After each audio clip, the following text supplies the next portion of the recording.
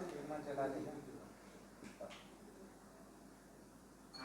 सब बता देंगे किस तरह का पीसी करते हैं। ये पीसी सीतापुर का जो हत्याकांड है, जिसमें संदीप लकड़ा की हत्या की गई थी, जिसमें मुख्य आरोपी अभिषेक पांडे, गुड्डू, शैल शक्ति, प्रत्युष पांडे, राजा और गौरी तिवारी का नाम आया है, जिसमें से हमने 4 आरोपियों को गिरफ्तार किया है।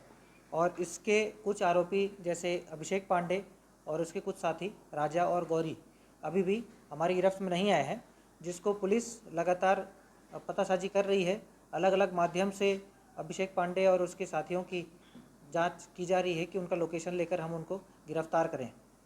साथ ही साथ अगर इस पूरी स्टोरी को मैं बताना चाहूँ तो इसमें जो बातें पुलिस को गुमराह करने के लिए की गई थी उसको मैं स्पष्ट कर देता हूँ आप सबके सामने। कि पहला तो जब संदीप लकड़ा को जब अभिषेक पांडे और उसके साथियों ने उसके जो घर था उस वहाँ से उठा के लाया था और उससे मारपीट की गई थी, उसके बाद उन्होंने ऐसा बयान दिया था कि इसने चोरी किया था हमारे सामान का, जिससे फिर संदीप लकड़ा के जो साथी हैं विकास, उससे फिर चोरी का सामान जब्त भी किया था पुलिस ने और एफआईआर भी की थी चोरी के अपराध के अंतर्गत। उसके बाद संदीप लकड़ा का गुमिनसान दर्ज किया गया था और परिवार वालों के एप्लीकेशन पे अभिषेक पांडे और उसके साथियों के खिलाफ अपहरण का अपराध पंजीबद्ध किया गया था। इसमें पुलिस को जो बातें गुमराह करने के लिए रखी गई वो मुख्यतः ऐसी थी कि जो संदीप लकड़ा का फ़ोन है वह मुंबई में ऑन हुआ था। मुंबई में ऑन करने के लिए शैल शक्ति जो कि अभिषेक पांडे का ही स्टाफ है उसको मुंबई भेजा गया था और उसी टाइम पे जो शैल शक्ति का लोकेशन है वह सीतापुर में ही था। तो पुलिस को एक तरह से गुमराह किया गया कि अभिषेक पांडे की पूरे साथी लोग अभी साइट पे ही हैं, मतलब सीतापुर में ही हैं, कोई गायब नहीं हुआ है। और शैल शक्ति को बिना किसी टिकट मतलब बिना किसी रिजर्व टिकट के भेजा गया था मुंबई, जिससे कि उसका कुछ ट्रेस नहीं मिल पाया।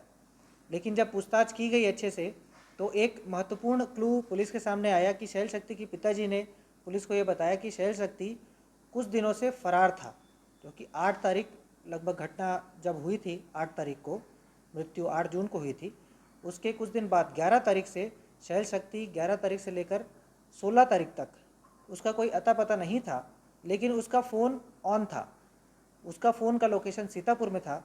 और उस टाइम पे जब शैल शक्ति को कोई कॉल करता था तो अभिषेक पांडे और उसके साथी उसका फ़ोन का जवाब देते थे। तो पुलिस को सीडीआर लेने पे ऐसा लगा कि शैल शक्ति उस टाइम पे मिसिंग नहीं था। लेकिन जब उसके पिताजी ने बताया कि शैल शक्ति कुछ दिनों से गायब था और मैं सब लोगों से पता तलाश करवाया था अपने आसपास के साथियों से, परंतु शैल शक्ति का पता नहीं चला था। तो इसी क्लू पे जब पुलिस ने काम करना शुरू किया तो धीरे धीरे परतों एक एक परत से इस पूरे मतलब हत्याकांड का पर्दाफाश हुआ और फिर फाइनली हमको हत्याकांड की पूरी घटना पता चली और हमने बॉडी रिकवर किया। जो बॉडी इन्होंने पानी टंकी के नीचे फाउंडेशन जो बनता है उसमें दबाकर गाड़ दिया था और उसका जो फ़ोन है उसको मुंबई जाकर ऑन किया और वहाँ ऑफ करके उसको समुद्र में फेंक दिया था। तो इस प्रकार से पुलिस ने जो आरोपी हैं 4 आरोपी उनको पकड़ा है और जो बाकी आरोपी हैं उनकी पतासाज में लगी है, जल्दी उनको पकड़ा जाएगा। हाँ, इसमें विशेष पुलिस प्रयास कर रही है, जैसे कि इनाम की घोषणा की गई है। दूसरा कि जो परिवार है उसको भी जितनी ज़्यादा राहत राशि हम दे सकें उसमें प्रयासरत हैं। जैसे कि जो ST SC के प्रकरण होते हैं जिनमें हत्या होती है उनमें परिवार को लगभग 8 लाख की रुपए की राशि प्रदान की जाती है, जिनमें 4 लाख रुपए उनको दे दिए गए हैं और चालान प्रस्तुत करने के बाद जो बाकी के 4 लाख की राशि है वो परिवार को दे दी जाएगी। इसके साथ ही साथ कलेक्टर साहब से अनुरोध करके हमने राज्य शासन को अधिक से अधिक सहायता हेतु एक पत्र लिखवाया है, जिनमें कलेक्टर सर आगे कार्रवाई करेंगे।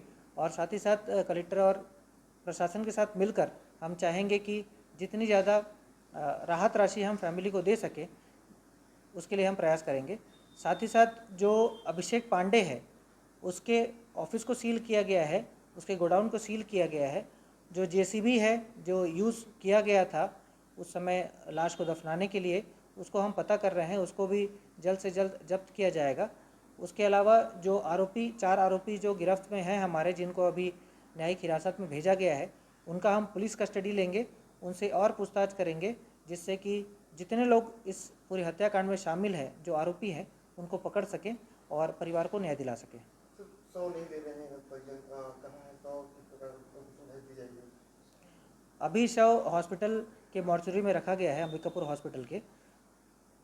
हम परिवार वालों से बात कर रहे हैं और साथ ही साथ उनके सगे संबंधियों से बात कर रहे हैं कि वो शव जल्द से जल्द ले जाएं और उनकी जो आगे कार्रवाई होती है, जो अंतिम संस्कार होता है, वो जल्द से जल्द करें।